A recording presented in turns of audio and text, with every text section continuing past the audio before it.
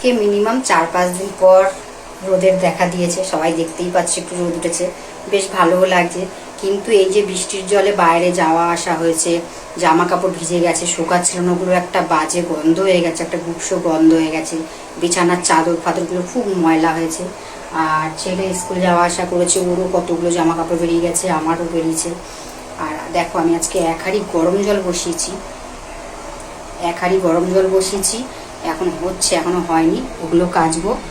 আর মানে 8খানা বিছানার চাদর, 8খানা বিছানার চাদর, সেখান থেকে 2টো রেখে দিয়েছি, 6টা এখন কাচবো, 2টো পরে আবার অন্য সময় কাচবো, মেলার অসুবিধা হবে না হলে। তো 6টা আজকে ভিজাবো। আরও দড়িতে মেলা আছে, তার আগে আমার আরও ভিজানো আছে।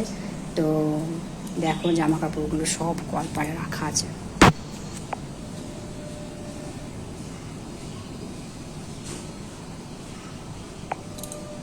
দেখছো ওখানে 6টা বিছানার চাদর আছে, আমার নাইটি টাইটি আছে, জামা কাপড় আছে, ছেলের স্কুল ড্রেস আছে, ছেলের কটা গেঞ্জি প্যান্ট আছে, পড়তে টরতে যেত।